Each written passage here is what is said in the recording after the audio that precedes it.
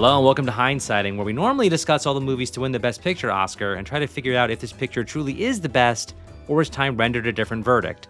Well, today, it's time for us to render some verdicts of our own. I'm Edward Clow. My guest today is an Emmy Award-winning producer and director. He directed Baby Shark's big movie for Nickelodeon and Paramount Plus. Alan Foreman, welcome back to Hindsighting.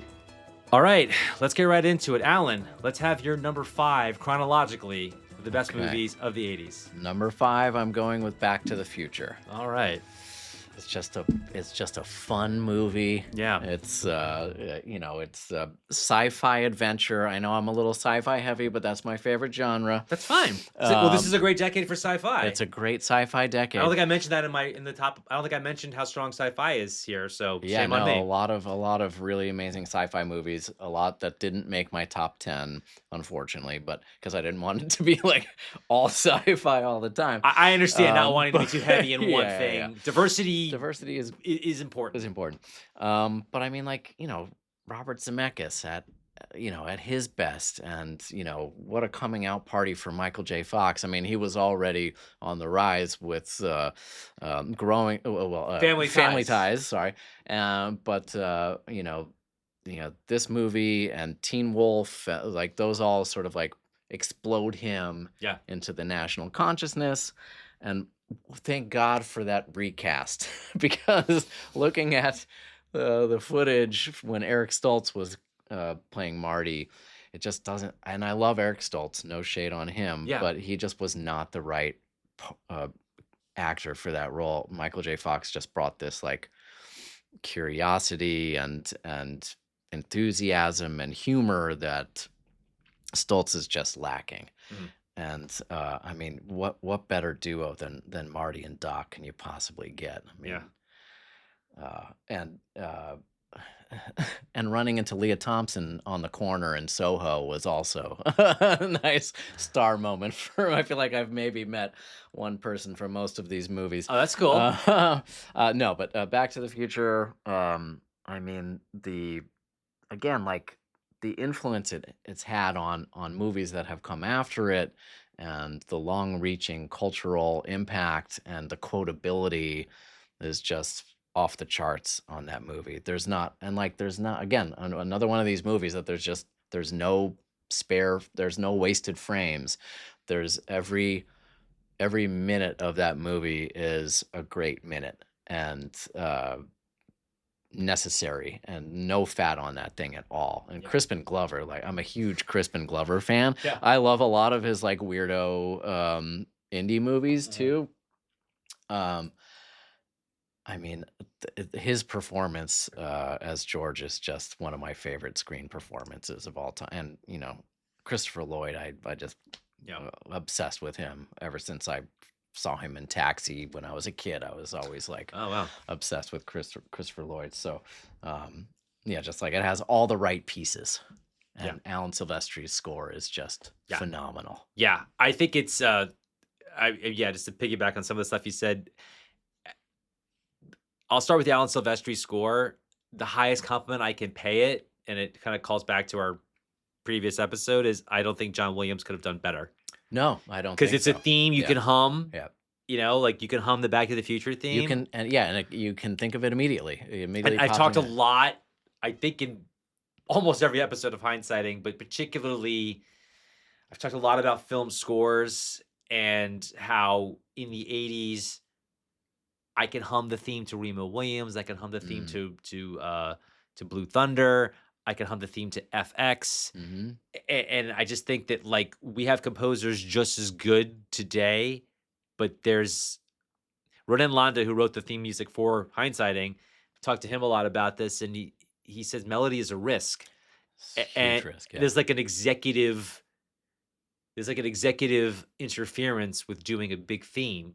You can't hum the theme to Iron Man. You can't hum the theme to Captain America. And it's why? If those movies were made 30 years earlier, why can I hum the theme to Blue Thunder but not Iron Man? And that's not a fuck Marvel thing. It's just no. But those composers are perfectly they're great composers, but there's perfectly been capable. There's been a shift in terms of the leitmotif. You don't get it crazy. As much as, So it's in fact, this is a funny story. I don't know if you know it, where Alan Silvestri scored I believe every Robert Zemeckis movie he scored. I believe so. Yes. Yeah, Romancing the Stone. Yeah. And Spielberg, who produces this movie, was not a fan of the Romancing the Stone score, and they had a test screening of Back to the Future, and not all the music was done. And at one point, Spielberg leaned over to Zemeckis and said, "This is what your score should sound like," and it was the Alan Silvestri score. And Spielberg hired Silvestri to score Ready Player One. And I think, because for whatever reason, John Williams was not available, because he was doing the post. So, yeah. And I would be remiss if I didn't shout out my wife again on this one, because I was splitting hairs again between this and another movie, and she lobbied hard for Back to the Future, and she swayed me. Okay. And it's also So is Back to the Future not going to be in your top 10? It wasn't originally. Oh, interesting. But after the conversation last night, it made it in. And I got to also say it's my sister-in-law's favorite movie, and her license plate is a Back to the Future reference, her license plate as well. Oh, wow. Yeah. So it's going. I probably would have lost some points on my sister-in-law if it didn't. Okay. Well, I don't want you. And I want to stay in good grace here. Absolutely. Well, going back to the Eric Stoltz thing, because I think what's interesting, Leah Thompson had worked with him in a movie before Back to the Future. I don't know which one, and they actually worked together on some kind of wonderful, which John Hughes later. Love that movie. But what's interesting is that she said, and I think remains friendly with him. They had like a table reading or something, and they got to the end of the script, where it's like a different reality. Right. And Eric Stoltz said something to the effect of, "Oh, this is so sad because these people don't know how much change, like they sort of died." Right. And she was like, "No, that's just not what this is." So he just had like a basic non-understanding of what it was. And he's a very good actor. Oh yeah, love him. But what's interesting, I don't know if you know this, because I'll recommend another book. I think it's called We Don't Need Roads, which is about the making of all three Back to the Future movies. They wanted Michael J. Fox first, and he was unavailable. He was doing Teen Wolf. Right. And what's funny is that Michael J. Fox tells this story that both those movies are shot in Pasadena, at least parts. Yeah. And he remembers being on the set of Teen Wolf, and they started shooting Back to the Future, and he remembers thinking like, "Oh man, I wish I could do a movie like that, like with Spielberg, and that just sounds like such a cool thing." And then when you probably know this part, this is sort of like lore at this point. Before they fired Eric Stoltz, they obviously had gone to Michael J. Fox, and he was shooting Family Ties, and he shot Family Ties during the day and Back to the Future at night, and barely slept like 2 hours a night for I don't know however long they and just insane to think about, but they just worked out this thing where so he wanted to do it so bad. I mean, he was working. If that didn't work out, I mean, it wouldn't be talking about this movie probably. And Michael J. Fox, I mean, as great as the whole cast is, I've talked about this a lot. I think, there's several points in this movie where information can only be communicated because the Michael J. Fox character talks to himself. Yeah. There's no other way to get that information across. And you have to be such a natural, charismatic actor to bring that off, to make it not seem that way. Yeah. And for all the technical skill that went into this movie, which they realized because Zemeckis was shooting for like a month or something, and he just said like, the movie's just not working. Right. It's a really big deal to fire your leading man. It's huge deal. And start over. Yeah. The only trace of Eric Stoltz in this movie is when he punches Biff before the skateboard chase. If you look really closely, it's Eric Stoltz. It's like a much taller guy. Yeah, it's an over the shoulder. Right. And they had to recast Jennifer. Melora Hardin from The Office was going to play Jennifer, and she's like 5 or 6 inches taller than Michael J. Fox. And it wasn't him making waves, but they had to recast her for that reason. They had to go with Claudia Wells, who's closer to his height. Yeah, I mean, Back to the Future. I love that your list is so sci-fi heavy because I don't think I've been talking enough about sci-fi every episode where I've said that all these genres are so strong. At least I don't think I have. So shame on me. I've talked about some of these movies. How dare you, sir? How dare I? But yeah, I mean, Back to the Future, I remember seeing that when I was a kid. And it's another movie like Raiders that's people loved it then. It was the biggest hit of the year. It's never been a backlash. No one's ever turned a blind eye toward it. And it sweeps you up, and you are You are in for the ride. Yeah, I had this video. Every time. I showed it to my wife showed it to her daughter a couple of years ago, and she was filming her on like an iPhone during the whole climax. My daughter's like 5 or 6. She's really little, and it's just the climax. And then she just goes at one point. She's like, "Doc's not gonna be ready." But I took my daughter to see it. They put it in theaters last year for the 40th.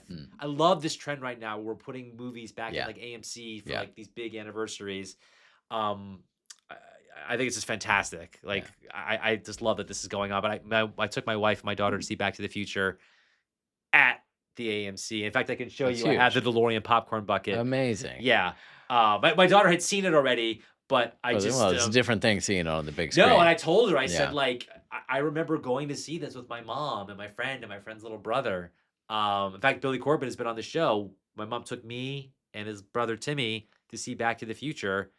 I don't think we knew what it was. I knew who Michael J. Fox was because I'd seen the show, but I didn't know. And again, it's another one of those movies that I really liked, but didn't appreciate it on every level. But yeah, great choice. Yeah. Well, Ed, where do you stand at number 5? I love how you feel you have to like be so formal with these. I'm gonna caveat a tiny bit. No. I'm just gonna say that my number 5 is actually tied with my number 4, but I am giving them each their own rank, just not to be a total asshole. But I'm just saying I could flip 4 and 5. Okay. I'm just listing them chronologically. Gotcha. But this is the only time. This is the only point on my list where 4 and 5 could be flipped. That's not true of anything else on my list before or after it. I just want to make that distinction. 4 and 5 are tied, but they each have their own rank. So this is the one part of my list that is chronological, like Alan's. Hey. Within itself. My number 5 is Body Heat. Ooh. And this is the movie we covered in the previous episode. The final 1981er in season 2. So this is probably not a surprise to anybody. What I love about Body Heat is that it reminds me of Chinatown in this one way, is that like it's not just an homage to film noir, it actually functions as film noir.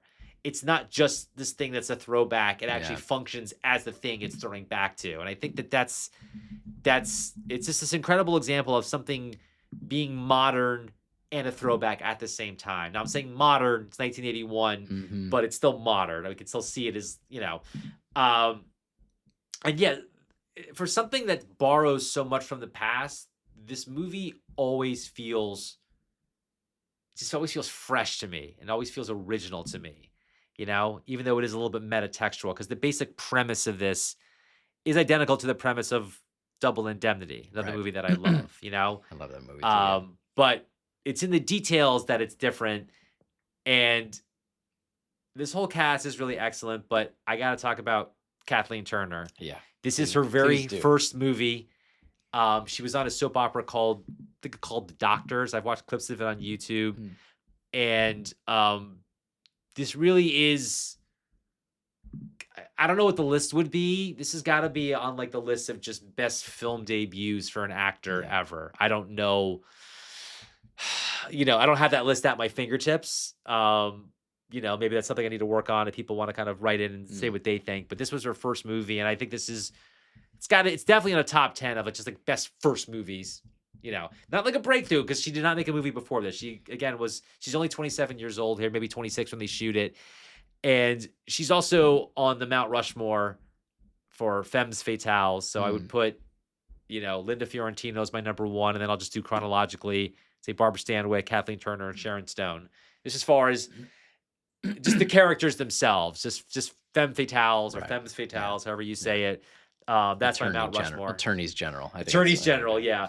Gotta talk about William Hurt here. I've been talking about William Hurt all season because he's in 4 Best Picture nominees, and we talked about Body Heat and Length just 2 episodes ago. Just having a deep William Hurt convo at the house the other day. We really? Yeah, we were really shining a light on William Hurt. Oh, interesting. Yeah, it's interesting because this is like his strongest decade also. Because he really is in like almost like that DiCaprio Chalamet thing where he's all over the place, but it's all performance based. It's all like, it's all like how chameleonic he is, how kind of strange he is. I think it came up because he narrates one of my wife's favorite animated shorts from her childhood, Oh, which really? is the what's it called? She's gonna kill me if I get this wrong, so I'm gonna look up the title We of got it to if I save can Alice Marriage find it. here. The Boy Who Drew Cats. I've heard of that. I don't know if I've You seen know, it. it's a book, and then they did an animated short, and he Right. narrates it. But that got us talking about William Hurt, and especially in the 80s, even though Boy Who Drew Cats, the short came out in the early 90s. Sure. But yeah, I mean, like, just looking at the list here, we've got Altered States, Eyewitness, Body Heat, Big Chill, Gorky Park, Kiss of the Spider Woman, Children of a Lesser God, Broadcast News, Accidental Tourist. I mean, it's just like, Yeah. bam, bam, bam, We bam, mentioned bam, these bam, movies. Yeah, 4 or 5 of those movies are nominated for Best Picture. Yeah. And he wins Best Actor for Kiss of the Spider Woman. Yep. And he's nominated 3 or 4 years in a row. Yeah, Hurt's a funny one because like he's kind of nondescript. He flies a little under the radar. he has a really strange cadence, kind of like Yeah. Walken. Not that he sounds like Yeah. Walken, but it's just the way No, he's but like. you're right. He's got a weird lilt to his voice. Talk about the heat, you know, Yeah. like his is this way of talking that's really strange. Like nobody else is like that dude. But another thing that I talk about a lot, and again, we just went, really deep into this. John Steinfeld and I went really deep into this 2 episodes ago. But I think this is, as a writer, something I look a lot to because Lawrence Kasdan, who wrote Raiders of the Lost Ark Right. and Empire Strikes Back, so right. this is the 3rd time he's showing up on the show. Dude. Another person who had an incredible decade, Yep. both as a writer and a director, and Yep. overlapping. This is another killer decade for him. He does such a great job at really filling sort of the smaller roles, really making them distinct, like Ted Danson and Jay Preston and Mickey Rourke, Mickey Rourke and Richard Crenna. These are all like kind of like small-ish parts, but they're just so you can see why a young actor would like enjoy playing it, other than the fact that they get to be in like a big movie. Right. Yeah, Lawrence Kasdan, this is his directorial debut. This comes out 2 months after Raiders. And kind of like I was saying about Steve Martin and Michael Caine working together again, he never does another movie like this again. Never does another thriller. And part of me is like, oh, I wish he would. But I think like the one and done part of it, I think the fact that because he said he wanted to make a movie like this as directorial debut because it would give him a chance to kind of show off like the most, like show off more with the camera. And I think it's so interesting that like his next movie is The Big Chill, then Silverado, then Accidental Tourist. He never does another thriller again. And it's probably for the best, because I think if he did one that I didn't like as much, I wouldn't dislike this movie, but I think this movie just feels more special for that reason. I like that you're leaning into the thrillers. Leaning into the look. I'm leaning into thrillers. You're leaning into sci-fi. Yeah. We both have teen movies. Yes, yeah. So I think at the end of the day, shocking nobody, the list takes on the personality of the lister. Of course. But yeah, I think that Body Heat's again one of these things. I love it. We probably wouldn't get today. No. Not theatrically. No. And I want to shout out, by the way, I mentioned this earlier. Just tying back to your list a little bit. 2 things on your list. So George Lucas was not directly involved in this movie, but Kasdan showed him the script and he really loved it. And I believe the Alan Ladd Company produced this movie, and Alan Ladd. I think Lucas opened the door there. So for him? no, he didn't. But okay. he called Alan Ladd Jr. up and said, without telling Kasdan, he said, if Larry goes over budget, let me know and I'll cover it. Oh, that's cool. Yeah. He didn't go over budget, and Kasdan did not know about this for years. And I just love that George Lucas, what a mensch. he kind of had like a guiding hand on this movie that couldn't be less George Lucas. Right. This movie, another Hitchcock, another thriller that fucks. Yes. More so than even No Way Out. Yeah. This is a much more. It is more. This is an erotic thriller. Yeah. This is the best one though. But I gotta mention the John Barry score, which is just top 5 for me of him, and it's just classes the fuck out of this thing, and it's part of John Barry's comeback narrative. I've talked about it in our 81 episode. I talked about it in the Body Heat episode. I won't belabor it. But I don't mean to give Body Heat short shrift that I just did an entire episode of it. So it should shock no one that it's my number 5th. I'm excited to watch your list in order from 10 to 1. Oh, you wanna do that? Yeah, I'm writing it all down That's amazing. so I can Oh, program it. jealous. I kinda wanna do that too. I mean, I totally can. So, Alan, give me your number 4 chronologically. The best action movie of all time, Mm, Die Hard. yes. I mean, that just doesn't get any better than that. I Yeah. mean, there were a lot of really amazing action movies in the 80s. You can't talk about the 80s without talking about the action genre. Right. And I struggled a bit with this because there are so many great Schwarzenegger action movies in the Sure. 80s, and I really wanted to highlight one because it was such a Schwarzenegger decade Yeah. in that corner of filmmaking. Yeah. But I had to go with Die Hard because I think it is a genre-defining movie. It changed action movies Sure did. from there forward.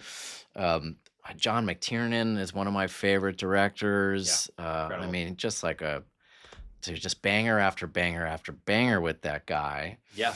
And I mean, the movie has everything. It's got humor. It's got like complex emotional arcs, and the action is really really well thought out and really well choreographed, and probably one of the best movie villains of all time with Alan Rickman. Yeah.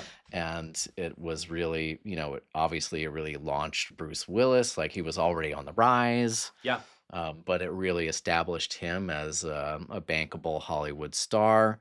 And again, another one of those movies that there's just no fat on this movie. It's just like every scene is perfect. And again, another great score. A lot of these movies for me are also Michael Kamen, fantastic. Michael Kamen, Yeah, I love Michael Kamen. who kicked so much ass in the 80s Yeah. with his scores, Lethal Yeah. Weapon, and like, I mean, He did the he score to was- License to Kill, the James Bond movie, and he Oh, was did he? up to that point. It's one of the few non-John Barry Bond scores that I love. Interesting. Yeah, fantastic score. I mean, he's always been one of my favorite composers. Check out License to Kill because his score to Okay. that is fantastic. I didn't know that he did that. But so for Yeah. me, it's like again, like every aspect of it is just. It's shot by Jan de Bont. Yeah. Yeah. Who eventually gets his directorial debut with Speed. Which is the best Die Hard sequel that was not a Die Hard sequel. Exactly. Yeah, I mean, exactly. I don't say that to throw shade. No. I think It's a great movie. Speed is a great movie. Speed is one of the few knockoffs. It's the only Yeah. knockoff that comes within spitting Yeah. distance of. But that you first you Die look Hard. at a lot of action movies that came after Die Hard, they're all trying to replicate that formula. Yeah. But yeah, I mean, Die Hard is it ends up on almost everyone's list as like Sure. favorite action movie. So I had to put that there at number 4. Yeah, and it's funny. There's a parallel to Back to the Future. Two parallels. One, Bruce Willis, like Michael J. Fox, was on a very popular show. Right, Moonstruck. And I don't know that he had to have such. Sorry, crazy Moonlighting. work- Not- Moonlighting. I'm I crossing. don't think he had to work days and nights like Michael J. Fox did. But I guess Sybil Shepherd was having a baby, and the show was a shut little down. hiatus. And So he ended up shooting a lot of this in that hiatus. But what's also interesting, another kind of like odd Back to the. So I talked about how in Back to the Future, Michael J. Fox has to talk to himself and make that Yeah, credible. right. Bruce Willis does a similar thing. Now, Bruce Willis in this movie is not doing it to get plot across. Right. I think it's just to It sort of let us know what's going on. humanizes him. It humanizes in a lot of him. ways, yeah. This movie, I think, would be really cool if McClane was silent the whole movie, Yeah. but that would be a different movie. Yeah, That would be yeah, too yeah. avant-garde for a big Yeah. Hollywood movie. Yeah. But I think Bruce Willis is the only one who pulls off that thing of like, he's like, "What the fuck didn't you stop him, John? Yeah, You be yeah, dead too, yeah. asshole." You know, Yeah, like, yeah. And I remember, I don't know if you had this memory. Die Hard's one of those things. If you can, I mean, you definitely can go on YouTube. People who don't know what I'm about to say, and check out the trailer. Yeah. It is a terrible trailer. It's a lousy trailer. And I remember Yeah. seeing it in the theater attached to some other Yeah. movie. And I thought this movie looked so fucking dumb. Yeah. And the trailer is really bad. And Joel Silver, who produced not only Die Hard, but like a lot of the Schwarzenegger stuff you're talking about. yeah. Joel Silver is somebody I Huge. don't think it's a name I've mentioned a lot, but he was a producer of He was the 48 action Hours, guy. Lethal Yeah, Weapon, yeah, yeah, Commando, yeah. Yeah. The first 2 Die Hard movies. Fucking Demolition Man. Action Jackson. Yeah. Some shitty movies, some great movies. But what's interesting about Die Hard, I mean, one of the many things that's interesting about Die Hard, Joel Silver told this great story how the trailer has talked about people were laughing. They were like, it's so absurd because Bruce Willis had done 2 movies. He did a movie I love called Blind Date. Blind Date, yeah. Which is a Blake Edwards movie. I love Blind Date. And he did another movie with Blake Edwards called Sunset, which is pretty obscure. I don't remember that one, It's the same year as Die Hard. I don't know if it had come out yet. It came out before. But the idea of him as an action hero was just like, what? I don't know what to compare it to because he was a comic actor. And I remember seeing the trailer and being like, this is going to be... And then I saw Die Hard kind of like well into its run, and I was like, oh, what's this going to be? And I was like Alan, blown away by it. But Joel Silver tells a story about how the test screening for Die Hard was the greatest night of his life because people went in kind of like, what is this movie? And they were like cheering. And then there's another thing you can see on YouTube. Bruce Willis goes on Oprah to promote the movie, and it's this like rare moment where like, so Oprah says something like, oh, I love the movie, really love the bad guy. And Bruce Willis goes, yeah, isn't he the best bad guy ever? So it's like they fucking knew. They knew. I mean, he says that. And Bruce Willis wasn't exactly the most humble person. No. But like he knew. And Kevin Smith tells this story because Kevin Smith has a small part in Die Hard 4, which is terrible.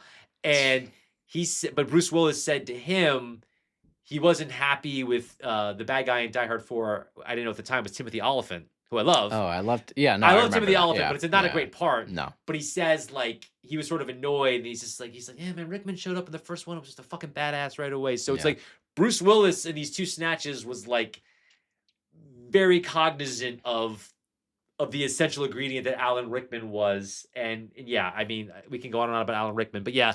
Oh, yeah. I mean, there was also a night in Brooklyn. I was sitting at a restaurant outside my apartment, and I heard a voice, and I was like, oh, that's Alan Rickman. Oh, and I turned. Oh, there he is. And it was Alan Rickman's first movie. I know. He's 41 years old. He had done some TV stuff in Britain. Yeah, but he was mostly a stage actor. We got to credit, I guess, Jackie Birch, the casting director, for that. Yeah, because they just started giving out a casting Oscar. Yes, I would give Die Hard a casting Oscar God. for Willis and Rickman and Bonnie Bedelia. Yes, and Reginald VelJohnson and Paul Gleason again and Alexander Goodenough. Yep, Goodenough. Yeah. I mean, we could do a whole podcast on Die Hard, but great pick. Yeah. All right, Ed. That's it. You're up for number 4. Number 4. What you got? So your chronological swap with 5. It could go either way. Right. So it's the same year as Body Heat, and it came out the same month, and it was a very early 1981er in this series, and it is Blowout. Oh, I love Blowout. Yeah. So I did a whole episode on this, so a lot of this is going to be sort of repetitive. I apologize, but it's worth saying. If you haven't heard that episode, I will do it here. So this was directed by. Pardon me, I'm just refilling so I can. It's okay. So this was directed by Brian De Palma, and Brian De Palma got a lot of shit for borrowing from Alfred Hitchcock, but this really isn't, in a weird way, a Hitchcock riff. This is really, he's borrowing from 2 other directors. He's borrowing from Antonioni and Francis Ford Coppola, who was a contemporary of his. And what I think is incredible is that he's borrowing from Blow Up and The Conversation, but I think this movie is so much better than both of those. And I think what's incredible about this movie, and this is my favorite Brian De Palma movie, is interesting. Bold. Okay. Yes, bold. Okay. Another bold one. Yeah. This is less bold. This is not such a hot take. No, I think it's not. Most people would pick this or maybe Carrie. I'm a huge De Palma guy too. So okay, so I'm going to ask you at the end of this what your favorite is. This is my favorite one. What I love about this movie, though, is that like it's really user friendly, but it's also incredibly profound, particularly the ending.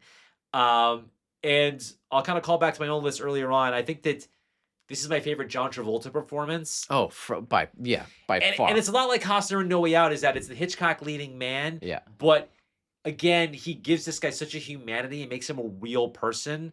And this is obviously a big movie for Tarantino. This is like his top 3 favorite movies. This is what led to Travolta being cast in Pulp Fiction. And I had already seen Blowout before there was a Pulp Fiction. Yeah, So I was same. it was actually Yeah. one of the few times I was ahead of or with Tarantino. Like, oh yeah, Right. yeah, okay, Yeah. see That that, makes see that, sense. see Yeah. that. Yeah. I sort of like knew what Tarantino was sort of, I knew what he was sort of drawing from, which was, rare given I was like 16 at the time. But yeah, I think that this is a great Travolta performance, and it's not like he has any like big speeches or anything, but again, it's just that Hitchcock leading man thing, and it's just making this guy a real character. I also think this is the best Nancy Allen's ever been, Mm. and her marriage to De Palma was kind of falling apart at this point. He didn't want to cast her in this, and Travolta kind of wanted her to do it because they'd worked together on Carrie, and he really liked her. And again, Nancy Allen, like Travolta, really brings like a humanity to what could have been a one-dimensional role, a lot like Sean Young in No Way Out. I Yeah. think Yeah. it's the same thing where it's like she's making this person who, in lesser hands, could have been just a pawn of the script, and I might have still enjoyed the movie. And we were talking about great villains with Alan Rickman. I think John Lithgow in this movie is just so fucking creepy. So great. And So he's, great. he played a lot of creeps and psychos. This is my favorite one. And kind of like Hans Gruber, the character he plays, whose name is Burke, is kind of a great actor. Like the character is like Hans Gruber, we see what a great actor he is when he puts this American accent on and everything. And he gets the, and I think that there's a similar thing here where we see how improvisational and smart this sort of assassin character is.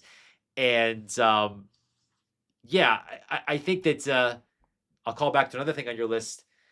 The one kind of weird connection I'll make is to Back to the Future. I think this movie has the greatest setup payoff ending aside from Back to the Future. I won't spoil it, but I think that the ending of this movie is so tragic and so profound, but also really well set up and really well paid off. And yeah, this is my favorite Brian De Palma movie, and I think it's still kind of criminally underseen. There's an incredible Criterion. I think that the reputation of this bombed. This was not a success, and kind of, he kind of switched gears and made Scarface after, which is a movie I love. And it's my second favorite De Palma movie. But he really was like, okay, I'm gonna do something. I'm gonna get away from myself and do something I knew nothing about. And the result of that was Scarface, which is a great, great movie and arguably his most famous movie. Yes. But yeah, this is my favorite De Palma movie. This is my favorite Travolta performance, and I think this movie's just fucking fantastic. And so, what is your favorite De Palma movie if it's not this, or movies? I'm an Untouchables guy. Thank you. I love the Untouchables. Okay, I want to say thank you because love it. On this air, I've had two different guests tell me that the Untouchables isn't that great, and I've heard that opinion two other places. That's number 3 on my list. I love it. So Blowout, Scarface, Untouchables. Yeah. Untouchables is amazing. For me, thank you. Yeah, Untouchables is number 1 for me. I just love that movie so much. Amazing. I mean, everything about it. Again, it's another one of those movies for me that I'm like, there's really no, I can't find any real fault with it. Yeah. And talk about amazing scores also. Morricone. Morricone. Yeah. Yeah, love the Untouchables. And then I would probably number 2, I might go Scarface number 2. Okay. I love Blowout, but I honestly and Carrie, obviously. Yeah. Also Phantom of the Paradise, which I think is like a wonderful weirdo oddball movie that I think more people should check out. That movie's reputation is on the ascent. Yeah, it's just such a weird one. Yeah. For different reasons. It's nothing to do with thrillers. No. It's just like it's like a Rocky Horror weird oddball thing. Rocky Horror is a really good comp. Yeah. I love the first Mission Impossible, man. I love it too. That movie is so taut. Yeah. It's like, with the exception of, it gets like a little campy with the final set piece with the helicopter and the train. I love the final set No, I think piece. it's good, but I feel like the rest of it is like this really small, taut thriller. And I love that. And it's just it's so well shot. Beautiful. The camera work in that is just masterful. Yeah. So Stephen H. Burum, by the way, who shot every De Palma movie from Body Double through Mission to Mars, except for Bonfire. And I almost put Untouchables in my top 10, but it because I'm such a De Palma guy, I was like really struggling. I'm like, I feel like I have to. Untouchables is great. I got so excited because there's been a growing Menaissance. I'll just call it that. I love that word. Yeah, Okay, I think yeah. I just made that up, Uh-huh. or maybe it's like FOMO Uh-huh. where I made it up, but Mhm. somebody else did it also. Um, no, because John Steinfeld in our blowout episode was down on it. Paige Lindsay Interesting. White was down on Mm. it in our 87 episode. Not like they hated it. Right, And then right. I've heard two other people who I don't know personally. Um, yeah, no, our list is very similar, if not the order. Right. But no, I think but yeah, blowout for me is number one. But Yeah. yeah, I think De Palma is kind of undersung. I did And too. it's funny Yeah. because it's like he's Steven Spielberg's big brother. Yeah. Like Yeah. he's like like it's just so it's just He was part of that whole crew, he and like, was and Spielberg is the one who pushed him to do The Untouchables Yeah. because he pushed him to do like a big budget IP. Again, it's big budget Yeah. IP like Color of Money, Yeah. and it was the biggest hit of his career until Yes. Mission Impossible. Right. So Alan, what's your number 3, please? When Harry Met Sally. Great. I'm going for a rom-com here. And I was that's trying to also throw some love to all the, the genres if I could. no, that's a great one. And also like Rob Reiner. Yeah. Like there's a lot of really great Rob Reiner in the 80s. Rob Reiner, this is yeah, he doesn't put a wrong foot down in this decade. I've said this a million times before, but Reiner, Kasdan, Yeah. Levinson, Yeah. Ron Howard, in this decade, it's a different genre every Yeah. time, Yeah. and not a wrong foot is put down. And We don't have guys like that anymore. And I went back and forth between this and Princess Bride for him because Princess Bride is just. Did you limit yourself to one movie per director? Or Um, were you not thinking about it that I wasn't granularly? quite that granular. Okay, It was I wasn't more- either. I just it was was more curious. just like of that in that sort of rom-com genre. There were a bunch of good choices, Right. but I was trying to stick with the criteria of directors and actors at what I felt were either their peaks or at their like big explosive moments, Mhm. and movies that continue to have are still have legs and have influenced things beyond. And this was another one that I got into a deep discussion with my wife about because I was leaning towards Princess Bride because of just like the infinite influence and quotability of it. It's such a great movie. Yeah. But So she pushed for this? She pushed for this. Okay. And I ended up going with it because I felt like Billy Crystal and Meg Ryan, like they were so great together in that movie, and Yeah. it kind of like launched Meg Ryan into that sort of like rom-com staple that she was for so many years. Yeah. And it was kind of a different role for Billy Crystal. He had been doing a lot of like sillier comedic work prior to this. Yeah. Of course, there's also a lot of great quotable moments in this movie, and it's a great scenes script that people will never forget. Yeah. And I love the little interstitials where they, are talking with real life couples about their histories. It's just a really sweet, wonderful, lovely love story. Yeah. Great movie. Yeah, and it really is it's the rom-com.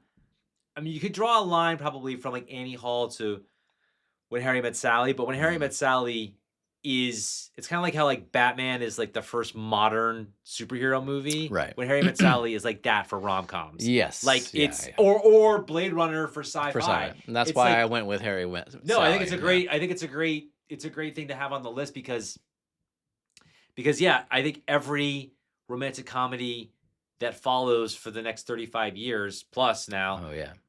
is compared to When Harry Met Sally. It's like every Mhm. sci-fi movie that's set in the future at least is compared to Blade Runner, Right. and every action movie is compared to Die Hard. Yeah. Sometimes for better or worse. Sometimes it's like, oh, this is as good or it isn't. So yeah, no, it was a seismic moment, and Yeah. yeah, I mean, it puts Nora Ephron on the Mhm. map Yeah. because it's, even though she's not the director, she does Sleepless in Seattle, and you've got Mail and all these things, like kind of like Nancy Myers, who's sort of a contemporary of hers.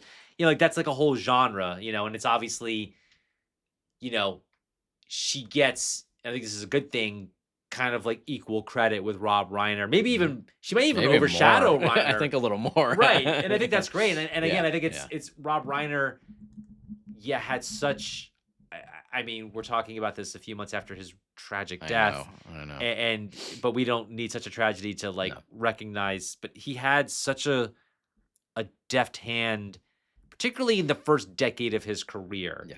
I mean, I will say everything after The American President, nothing really kind of worked for me, but that's still I can like agree with that. Yeah. But I still think the first, what is it, like 14 years of his career, he almost doesn't put a wrong foot down. He's working in different genres. And I think that, the Nora Ephron script, because he's talked a lot about how, I heard an interview with him that was done a few years ago, obviously, how he talked about how this was something that was really personal to him because he was going through a divorce from Penny Marshall. And he believed his whole life that men and women really couldn't be friends. They could be friendly, but they couldn't be close. So there was like, even though he doesn't write the script for this, there's like a real balance in like the male and female sensibility in this. Yeah, I think so. Yes. And this is, again, this is a seminal rom-com, and this is the rom-com that would be at the top of everyone's list or in the top 2 or 3. Yeah. Like it's as seismic to rom-coms as Blade Runner is to science fiction and Die Hard is to action. I'm not trying to like reduce your list to that, but I think you're picking things that are really the influence is felt to this day. And I had a hard time too because Reiner did so many. I mean, in the 80s, he's got Spinal Tap, Stand By Me, Princess Bride, and Harry Met Sally, and like they're all. And you're forgetting one that I want to mention. They're all great. The Sure Thing. Yeah, and which is another great rom-com. It's obscure, so I don't fault you for not having it on your list. But The Sure Thing is one. It's John Cusack and Daphne Zuniga. Zuniga. Zuniga, and I think people should seek it out if they can. It's not. I think there is a Blu-ray. I have it, but I think that's the one. I don't think it was not a hit, but I think it's the one in this that's like obscure. Right. Yeah. For whatever reason, I can't speak to how well it did or didn't do. It's from 80. It's in between Spinal Tap and Princess. Between Spinal Tap and Stand By Me. Stand By Me. Yeah. So and all these other movies have come up a lot. His movies have come up a lot this decade. Like Stand By Me has come up a lot, and or came up in our 86 episode, and great. Yeah, I mean it's a great movie. I mean there's so much quotable. I mean, there's the famous diner scene. I'll have what she's having. Yeah. But there's just so many quotable things about it, and I think it's a. And like also you got to give some love to Bruno Kirby and to Carrie Carrie Fisher. Yeah. I mean like they were fantastic. I think I knew her as Princess Leia, but I guess you have 2 Carrie Fisher movies on your list. That's cool. But I think that was the first thing I saw. That and The Man with One Red Shoe, which is a movie I kind of have some affection for, but it's not on either one of our lists. I don't imagine if it's on your list. It we're already not. past 85. I'm sorry, it's not. No, yeah. No, but but Carrie Fisher was one of those early actors who I knew as one thing, and then I got to see her be something else. Yeah. Because it's funny because like a friend of mine who's actually been a guest on this show is not a Star Wars person. She doesn't hate it, but like just isn't a Star Wars person. Yeah. And she worked in like a little store, and Carrie Fisher came in. And but she was like, holy shit. She was starstruck, even though she wasn't a Star Wars, because she was like, oh my God, that's Princess Leia. Yeah. Because she was just an icon. Yeah. Just the iconography. She was like, she's one of the most famous characters ever. And even though she wasn't that big a Star Wars person, it still struck her.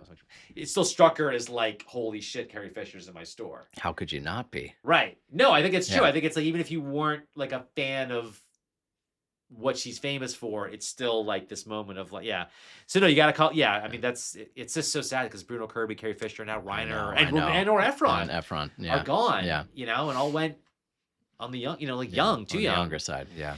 Great pick. That brings us to your number 3, Edward. So my number 3 is a comedy. It is not a romantic comedy, but it is my favorite comedy because it's got all kinds of comedy in it, and that is Airplane.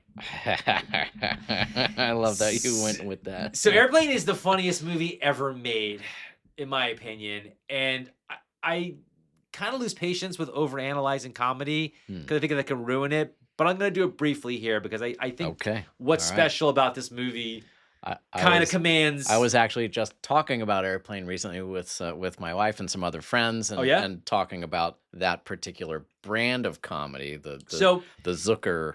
yeah. Yeah, go ahead. So I think this is kind of, with the exception of romantic comedy, this is like every kind of comedy in one movie. It's slapstick, it's visual humor, it's clever wordplay, it's sight gags.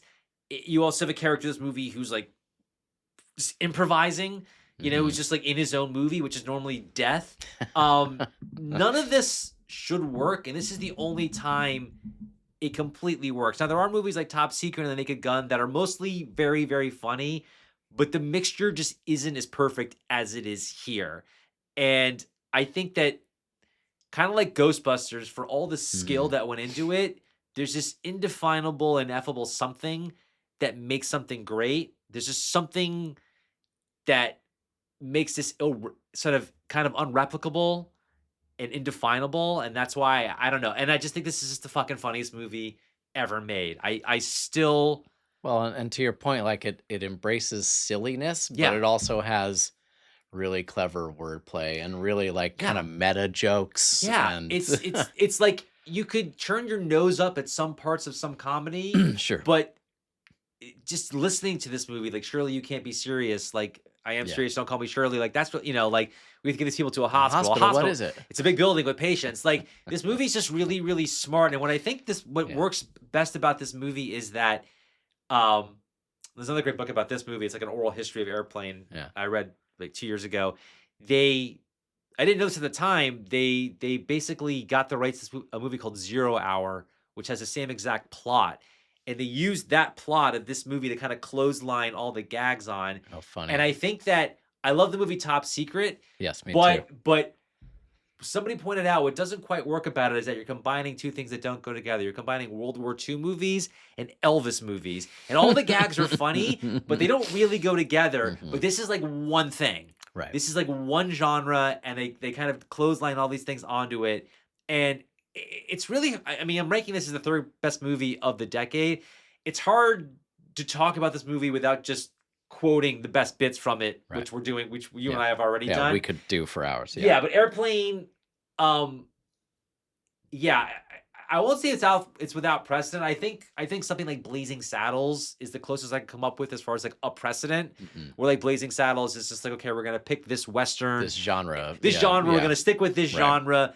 But even Blazing Saddles, as much as I love it, the end of it is them like running out of the movie into like Right. 1974, Right. which still is fun.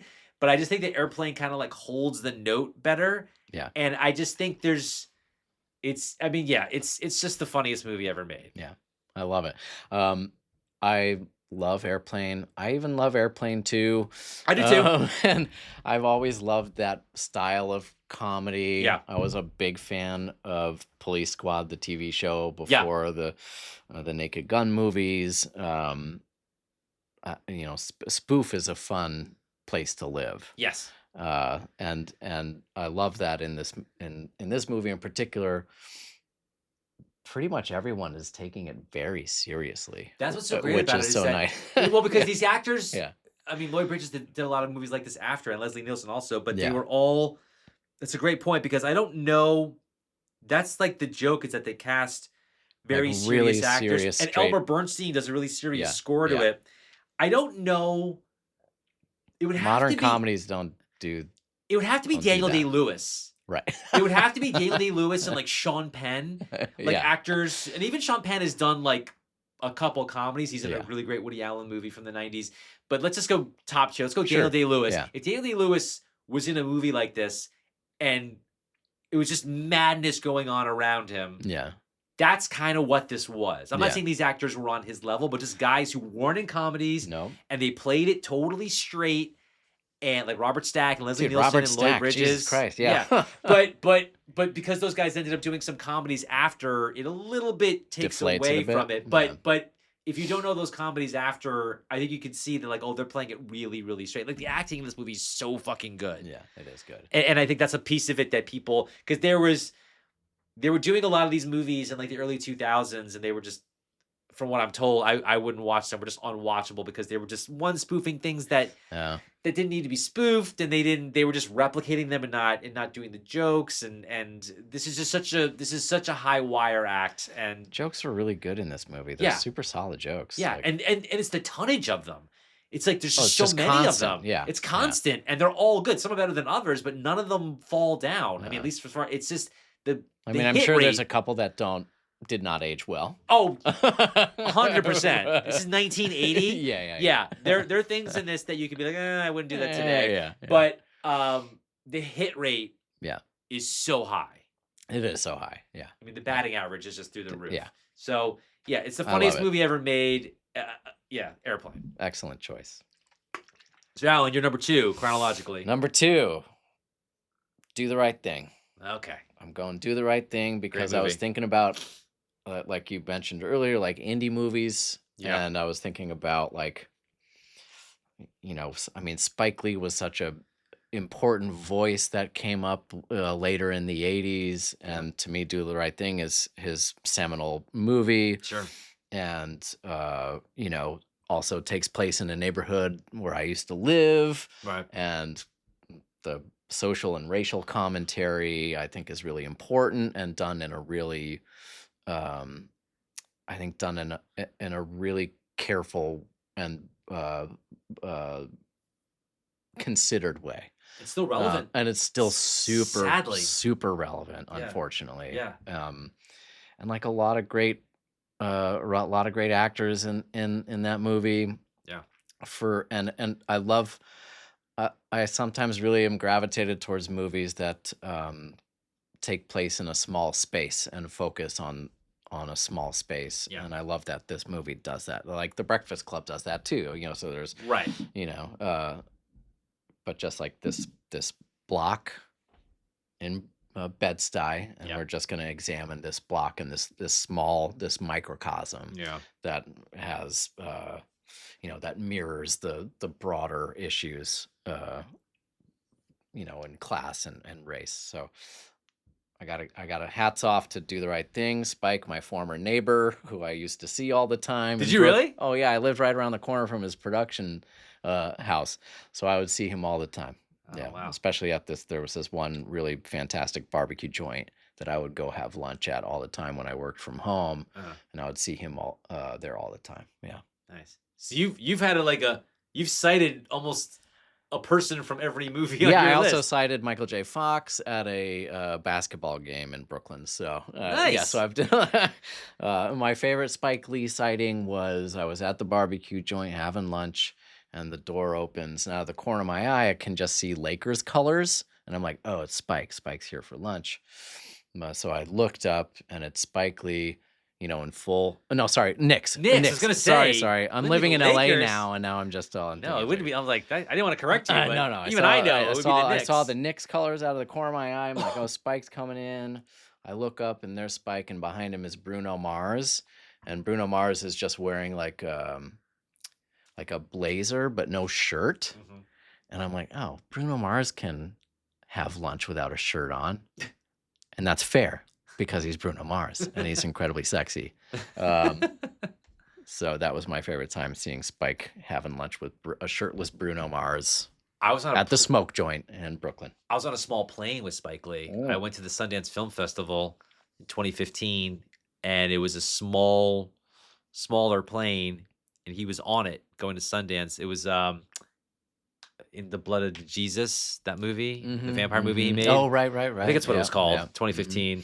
And he looked super unapproachable. He might have just been tired. Yeah, I was just like, for like 2 seconds, I was like, I'm not gonna talk No, to I him. never spoke to him. But I would pass him on the street regularly. That's cool. But yeah. Yeah, Do the Right Thing. I mean, I've actually referenced Do the Right Thing almost in every episode because I talk about how independent film is going on in the 80s. Yeah. But it really hits in 89 with Do the Right Thing and Sex, Lies, and Videotape. Yes. It's funny because Universal does make the movie, does distribute it, but it's still a smallish budget. It's his third movie. I think it's third, She's Gotta yeah, Have She It, Gotta School Have It, yeah. Days. I mean, maybe I had the order of those two wrong, but No, those two came you're before. right. No, yeah. I think She's Gotta Have It came right First, before. and then School Days. Yeah. I think is before that. But Yeah, I saw this after I'd seen Malcolm X and Jungle Fever, maybe even Mo Better. But yeah, I mean, this is kind of like When Harry Met Sally. It's the same year. I mean, it's as sort of seismic a movie. I mean, it's totally different. I mean, this was, I remember when it came out, I didn't see it till I was, I don't know, 14. I was probably about 14 or so. I mean, this was something that right away people were just really talking about, and it was, I won't even really say it was controversial. I just think people, it was just really kind of seismic. People were just like, you know, put him on the map, and he had been in those one of those Mars Blackman commercials. So it's interesting because like he's kind of the most famous person in the movie going into the movie, and it's funny, in his early movies he's in them. Yes, and I think he's really good. He's great in this. He's great in this. And then, Samuel L. Jackson, Danny Aiello, you know, Giancarlo Esposito. You've Schwally, got his sisters Turturro, Rosie Perez, Richard Edson. Yeah, it's a crazy cast. It's Ruby Dee, and oh my God, Ossie Davis, who they were married. Yeah, I think it's interesting because like a lot of times, you know, when directors put themselves in the movies, it's like kind of but he's very effective. He's very effective in this part, and really after really small parts of Malcolm X and Jungle Fever, he's not in his movies anymore. That's it. Yeah. But his celebrity, I think, kind of like such as it was, I think really really kind of helped the movie out. And what's interesting, I don't know if you know about kind of the casting. What if Danny Aiello's great in this movie and he's Oscar nominated, but it was going to be De Niro. Oh, I didn't know that. Which I think, what I understand, I don't know why that didn't happen. I think that would have been really interesting. I think I don't think it would have pulled me out of it. I think it would have actually gotten more eyeballs on the movie. I think it did well relative to what it cost. I don't know why that didn't happen. Yeah. But I know that was. I gotta say though, I think Aiello's great. I think it's better casting with Danny Aiello. Do you? Okay. Yeah. I just want to let you know that I think he's other. Yeah, and I see what you're saying about, you know, maybe he would have pulled you out of it a little bit. I don't know if he would have. I think De Niro was a good enough. Aiello for me like sits in that role very nicely. And I knew Aiello from other things. I'd seen him in other movies, like Moonstruck. Yeah. Right. Yeah. But I do think, I think Aiello's probably the better. Which almost made my list. Moonstruck. Moonstruck's is a great one movie. of my favorites. Yeah, I watched that again for our 87 episode. But yeah, I mean, Do the Right Thing. We talked about it a lot in our 89 episode, obviously. And it is one of probably the first, I think 89 was the first year I watched the Oscars, at least all the way, the 89 Oscars in 1990. Right.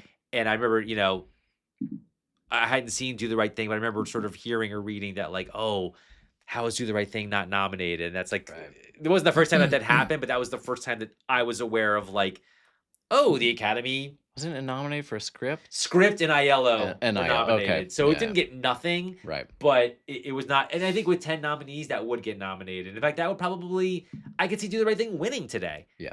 Like the same movie, just like I feel like a smaller movie with a social conscience could win now. Yeah.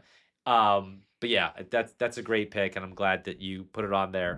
Gotta give some love to Spike. All right. Number 2, Ed. My number 2 is a movie we've already discussed, and it is Die Hard. Oh, yeah. So, Martin Scorsese talks about movies being pre-Brando and post-Brando, and I think that there's pre-Die Hard and post-Die Hard. Yeah. I mean, you've kind of talked about a lot of the stuff I wanted to talk about, but I love that Bruce Willis is, you know, because in the 80s there was Stallone, Schwarzenegger. Yeah. Big and then Bruce Willis bound. comes along, and Bruce Willis is like in good shape in this, but he's not ripped. In fact, he'd have to be way more ripped now. Oh my God, yeah. He's just like kind of fit in this. Yeah. Like he's not like ripped or anything. He's just like, okay, he's pretty fit. He's like, it looks like he takes care of himself. Yeah. Probably more than maybe that character wouldn't well, I guess he's a police, you know, he's a police officer. Yeah. But what I love, and I'm not even sure how conscious this was, I love that he plays this stubborn asshole who's like really insensitive to his wife. I love that the character that we meet isn't like a hero. Right. You know, he's like a real person. He's a fuck up. He like kind of picks his fight with his wife. Yeah. And it's just so resonant because it's just like, you know, they're sort of separated and then, like, she says, "Oh, I miss you," and then, like, he just brings up this thing about the name, Yeah. and then, like, 10 seconds later, he's like, "Oh, nice, John, Yeah, really he's mature." like real So, like, he's, like, mature. kicking himself Yeah. for it. It's just like he's, like, a real person, and, I really love that Bruce Willis kind of pushed for Bonnie Bedelia to play his wife, and I think that she's so fantastic in this, and Bonnie Bedelia's, I think, 7 years older than him. They look They I look mean, close he's in age, yeah. 33, he looks about 40, just losing Yeah, his yeah, hair and all yeah, that other stuff, yeah, but, like yeah. but I think that, like, if this movie were made today, she would just be, like, this smoke show, she wouldn't have any in her life, and I think that Bonnie Bedelia is just such, like, kind of a tough lady in this. She's such a badass, She's and such a yeah, badass, and then, like, in a way, she's as badass at him because, like, she mouths off to Hans, yeah. like, she's not physically tough, but, like, when he says, like, "What idiot put you in charge?" She's like, "You did." Dan, You know? just to go back to that argument scene they have Yeah. in So the great. office, it's just so perfectly done. It's real. It's so real. Yeah. The talking over each other The thing, overlapping like, dialogue, yeah, so great. so good. Because it's like it's so, like, this thing that This you is a nerve that is open, and Yeah. yeah, It's like they're strange. I think I didn't yeah, understand that they were still married. I didn't understand. I mean, the movie, not because it wasn't clear, but I just think the setup of this is the fact that, like, this guy's basically hasn't seen his wife in 6 months. yeah. This new job that she got, or this promotion, whatever it was, he wouldn't come with her. It's just they're just starting. I mean, John McTiernan's take on this movie. You talked about McTiernan a little Mhm. bit. I kind of want to. Yeah. He said that when he got assigned, when he got onto the movie, there were terrorists, and he was like, "That's boring. Can we make them thieves?" And his take on it was like, "This is a Midsummer Night's Dream. Yeah, It's like two yeah. lovers. It's a night of a festival. In this case, it's Right. Christmas, and they get separated." And McTiernan was just so elegant, and everything about this movie is elegant except for the title. And I don't love the title. I mean, I don't know. I don't have a better one. Yeah, I really yeah. wish they'd called it something else, because I think this is a movie that, like, a lot of people who either haven't seen it or haven't seen it in a while, like, kind of lump it in with, like, Commando, and, like, these, like, Yeah. these sort of, like, Yeah. fun, but, like, not as, I don't know, like, Not as deep, just yeah. yeah. So I think McTiernan also does such an incredible job with the geography. Yeah. This is a 40-story skyscraper, and you learn the building, You do. and the action. You know where every bullet goes, and it's one of those things that, just isolating it, just directorially, it's so masterful. It really is. Yeah. And it's just such a fucking class act. I mean, the cinematography and the score, and it is nominated for best editing and best sound, so Mhm. it did get a little bit of Academy love. And yeah, one of my favorite things about this movie actually comes from a studio note. So there was a studio note where they said, "We want McClane and Gruber to have a scene before the end," and the screenwriter who was on set every day, Stephen E. D'Souza, Right. "Well, if these guys meet, they're gonna just kill each other. There's no movie." This is as the movie's shooting, and he heard Alan Rickman do his American accent for Bonnie Bedelia, and he's like, "Oh, that's it. They'll meet, They and won't know he won't know they're right. meeting." And that's I think that's, like, the smartest scene in an action movie, Mhm. because you know what's going on, and McClane doesn't. It's not because McClane is stupid, and we find out he's not stupid, which is a whole other conversation. Yeah. And I just love that it holds that note for as long as it does. It probably isn't even that long time-wise, but I just love that, like, these two guys are face to face, and that came from a studio note. So the broken clock, right, being right twice a day. Hey, good. Sometimes studio notes are okay. Yeah, but that's a good one. But, well, I mean, the challenge that they threw Right, out, it's like, right. it is great that they Solve do that meet. problem in a way that doesn't suck. Right. And because they were already shooting, and he knew, Mhm. he said this great thing. He said, like, "I knew I had James Mason as Right, the villain. I right, knew what I right. had because we were already shooting, and I was already seeing it." Yeah, I mean, I think Alan Rickman is the best movie villain of all time. Yeah. That's not such a hot take. No. I mean, I think, all due respect to Anthony Hopkins and Heath Ledger and Yes. Malkovich and Terrence Stamp, Rickman is the best one. Yeah. And I think this is one of those, really, that this is the best movie as far as hero and villain. It's a great hero, it's a great villain, and the collision of them is because Hans is well dressed, he's smooth, he's urbane. McClane is in a wife beater, he's Rough and profane. tumble, he's And I just love, and they have a lot of interaction on the radio, which Mhm. they probably weren't even really interacting with each other. Probably Probably not, was all yeah. done, but their chemistry is really, really good, and I just love Mhm. that that Willis has publicly, or at least back then, acknowledged, what an essential piece Rickman is to this. Oh, Because yeah. this is the It best would Die not Hard be. movie, It which would is be not a so. hot take. It would be so different Yeah, I mean, without him. yeah, and I do think that if this movie were made today, Rickman would win an Academy Award. Oh, 100%. Because we talked about Javier Bardem, Yep. Heath Ledger, Yep. Christoph Waltz. Yep.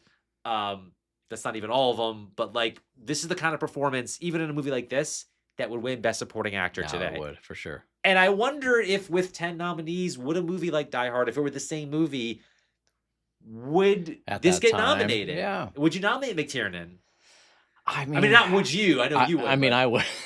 Yeah, that's pretty easy yes for me. Mm-hmm. Yeah, I just think that this movie's such a fucking miracle, and it really represents the 80s in all the best ways, because I have a huge nostalgia for it. Yes. And it's so fun, but the craft is so incredibly strong. Yeah. And as I learn more about how movies are made, I realize just how incredible this movie is. I know. Yeah. I mean, what else could we say? Super impressive. Yeah. So, on Alan, every level. What is your number one movie chronologically for the 80s? Batman. Wow. I'm going Batman. Okay. I didn't see that coming. I knew it was going to be 89. Because we're at the end here. Yeah. I knew it was some movie from 89. I thought maybe, like it was going to be Dream a Little Dream, or or She's Out of Control, or something. I mean, you know how I feel about those movies. Yeah. No, I'm going Batman. You can't. I feel like Tim Burton is another amazing voice of the 80s. Yeah, sure is. And I struggled a bit with which Tim Burton to have on the list, because I'm a huge Pee-wee's Big Adventure guy. And Beetlejuice. Yeah. But I feel like Batman changed so much about movie making. Yeah. More so than Pee-wee's and Beetlejuice did. Even though I feel like Pee-wee and Beetlejuice were more singular in terms of their voice. But the seismic change, because yes, okay, there had always been comic book movies before. We had Superman, and we had, the old Batman movie, and we had, smatterings of it. This is the modern superhero movie. But this is what launched that seismic shift in how people approach comic book and superhero movies. And merchandising. I mean, merchandising. Yeah. Without Batman '89, we wouldn't be in the Marvel universe that we're stuck in seemingly forever. Please 110%. stop. Please stop. But like, again, like the art direction is amazing. Which won an Oscar. Yeah, and the costume, and I mean, it still had Burton on it. It still had his I feel like Beetlejuice is more of a pure distillation of his style. Sure. But Batman still had his style all over it. And then you have the explosion of Danny Elfman talking about scores again. Oh, yeah. No, it's an incredible score. Yeah. An amazing score that influenced scores, every score after it. Yeah. I mean, and Jack Nicholson as the Joker, what a fucking inspired casting that was. And Michael Keaton as Batman, which I know a lot of people were worried about, but I'm a huge Michael Keaton fan. In fact, there were a couple of other Keaton movies that almost made my list because I love him so much. Yeah. But to me, he will forever be the best Batman. Yeah. And the Danny Elfman score will forever be the sound of Batman in my head as long as I live, and it changed everything. Yeah, I remember when Batman came out. I'm sure you did, because we're the same age. Huge movie. It was a huge movie. The first time I went to New York City was the spring of 1989, and in Times Square was the poster, which was just the bat symbol, just the logo. Yeah, just the logo, and I didn't quite know what it was. A lot of people had the same thing, like, "What is that?" And they never put the title on it. Right. At least those early ones. Yeah. It was very cool. My mother, I have it here somewhere, got me a painting of Times Square with cool. that. Yeah, I have it somewhere. It's a beautiful painting. She didn't do it herself, but it was a beautiful painting. So I had that memory tied up with it. But I also remember Die Hard has a bad trailer. Batman has an incredible trailer because there's no music on it. It was very innovative. Yeah. I think at the very end, there's some music on it. It's just like clips from the movie, which sounds terrible.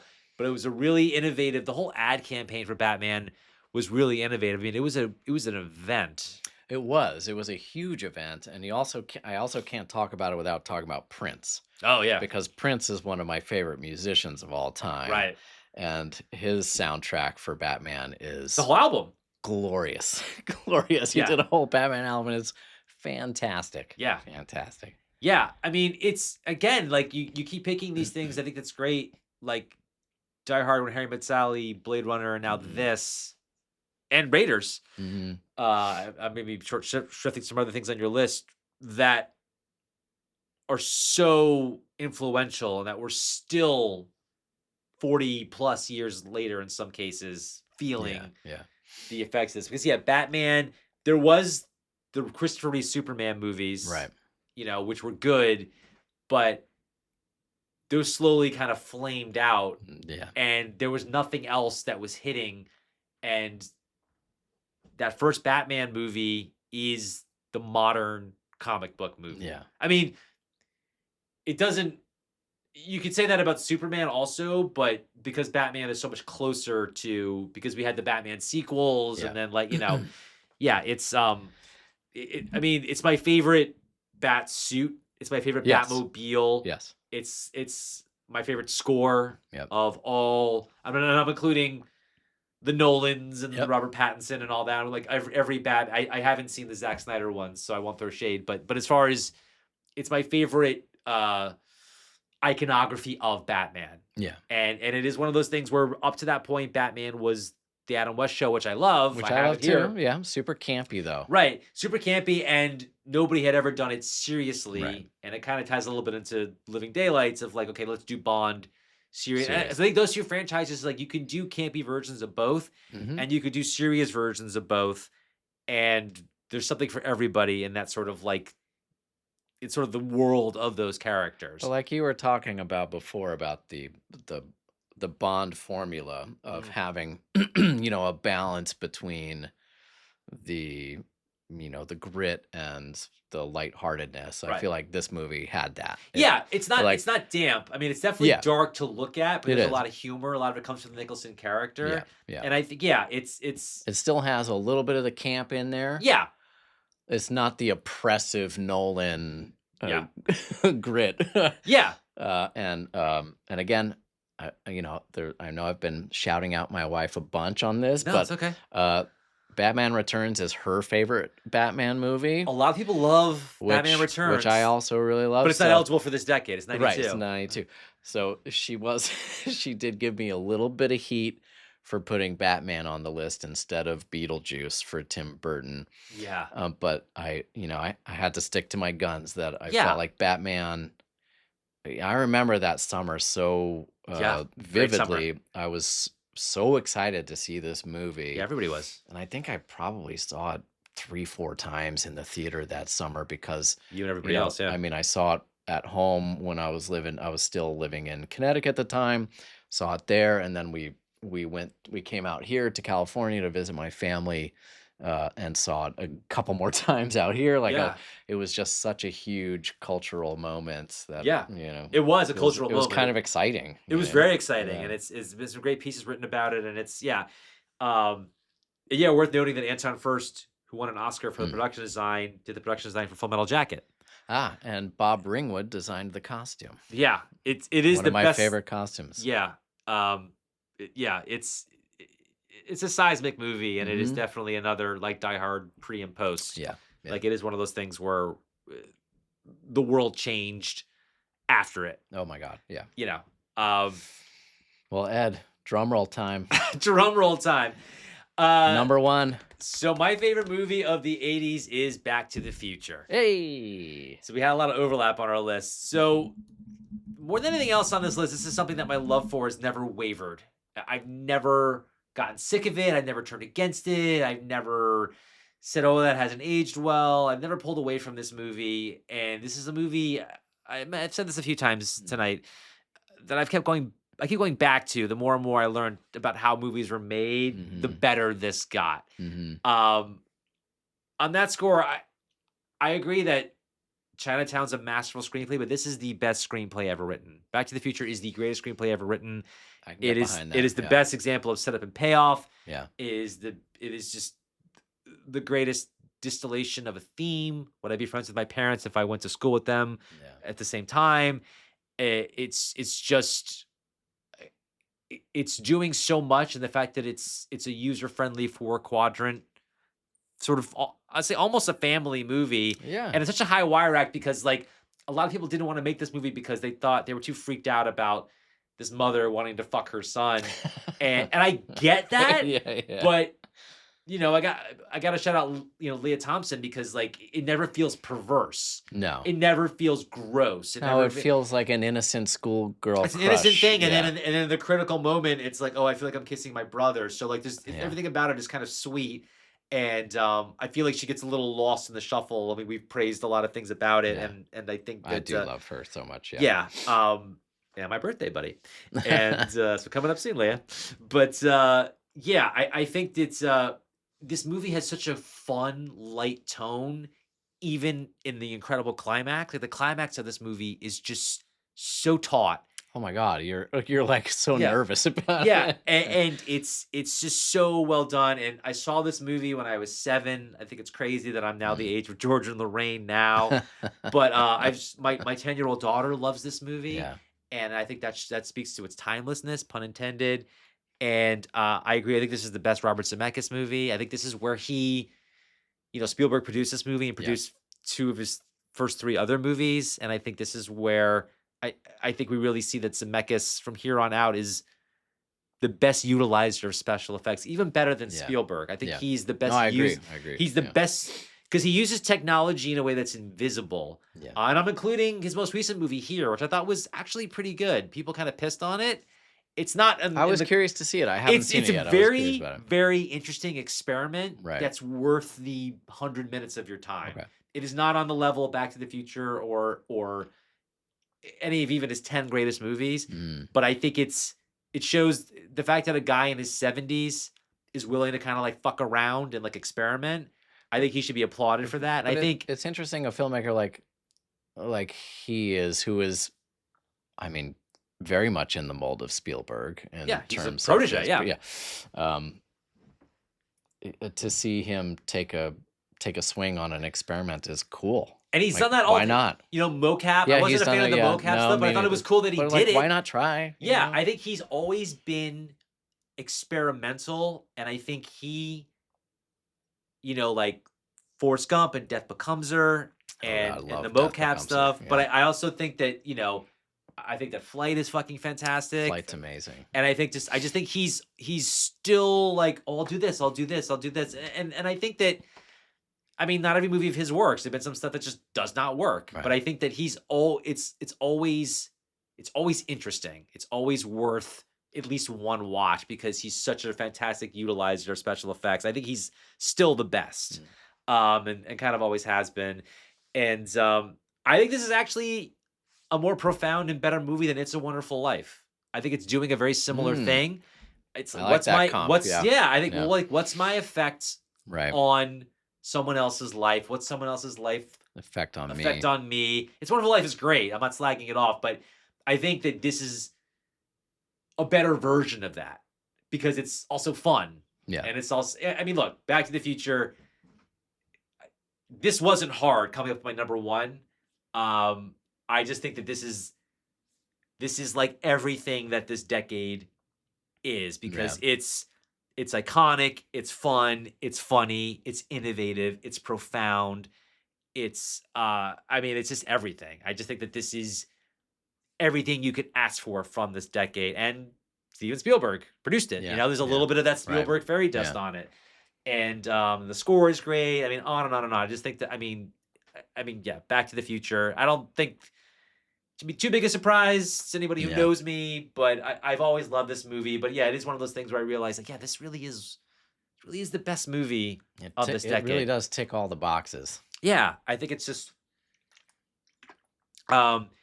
Do you want to do your 11 through 20? We don't have to go into it in depth. Oh my lord! Oh yeah, I'll just give you a quick rundown. So do your 11 through 20, and then just recap your 10 through 1. You don't have to go just list it again, just so we have it officially. Sure thing. All right. So my honorable mentions are, in no particular order, The Thing, Aliens, Big, Moonstruck, Uncle Buck, Beetlejuice, Lethal Weapon, Platoon, The Untouchables, Ghostbusters, Predator, Pee-wee's Big Adventure, Ferris Bueller's Day Off, Raising Arizona, Spinal Tap, Coming to America, Who Framed Roger Rabbit, Princess Bride, Top Gun, and E.T. Those are your honorable mentions. Those are my honorable mentions. Okay, and then give me your, just to recap. Then to recap my top 10, The Empire Strikes Back, The Shining, Raiders of the Lost Ark, Blade Runner, The Breakfast Club, Back to the Future, Die Hard, When Harry Met Sally, Do the Right Thing, and Batman. Very nice. I'm going to give 20 to 11, and then I'll recap 10 to 1. And I'll just go through it really quickly. So at number 20, I have E.T. At number 19, I have The Great Muppet Caper. At number 18, I have Lethal Weapon. At number 17, I have The Karate Kid. At number 16, I have Full Metal Jacket. At number 15, I have The Untouchables. At number 14, I have Scarface. At number 13, I have Top Gun. At number 12, I have Indiana Jones and the Last Crusade. At number 11, I have Raiders of the Lost Ark. So we just barely missed it. Close. And then recapping my top 10, at number 10, I have Dirty Rotten Scoundrels. At number 9, I have The Color of Money. At number 8, I have Ferris Bueller's Day Off. At number 7, I have The Living Daylights. At number 6, I have No Way Out. At number 5, I have Body Heat. Number 4, Blowout. Number 3, Airplane. Number 2, Die Hard. And my number 1 movie of the 80s is Back to the Future. So we did it. So, Alan, where can people find you if they want to find you? Anything you want to promote? Anything you want to plug? You can find me on Instagram at Cougatz, Cougatz. That's my personal account. I'm also a musician under the moniker 16 by 9. That's the numbers 16:9. You can find me on all your favorite streaming platforms or on Instagram at 16 by 9 band, 16x9band. You can find me on Instagram, on Letterboxd, on Script Revolution. You can find the list I just read off. My 80s list will be there. You can find some short films I've done on Vimeo. If you have any questions, you can email me at hindsightingquestions@gmail.com. So, Alan, this concludes the second season of Hindsighting. Oh, my goodness. This was a real emotional and at times intense trip. And I really want to thank all my guests, you among them, and anybody out there who's been listening. We did double the amount of episodes in season 2 that we did in season 1. I think we did, like 24 episodes. Wow. Congratulations. Fantastic. Thank you. Thanks for having me in your season finale. One last bit of business. So it is time to spin the wheel of time and figure out where we're going in season 3. Okay. And I'm not really going to aim it because I've already chosen. I'm not going to leave that to chance. Yeah. But next season, we are turning the dial back of time back to the 1950s. Perhaps befitting Back to the Future. We're going to go back to the 1950s. It's going to be interesting to discuss movies I've only ever known in the past because I didn't see any of these. This is the first time we're doing a decade that I wasn't alive for. And as of the time we're recording this, I've only seen 4 of the 10 Best Picture winners. So this is, as far as the Best Picture winners, all right, I'm not that knowledgeable. A lot of new stuff. And as far as the nominees, I probably have seen maybe a quarter of them, maybe less. Okay. So next episode, Jennifer Lee Weaver and I discuss the Best Picture of 1950, All About Eve. Till then, looking forward to looking back.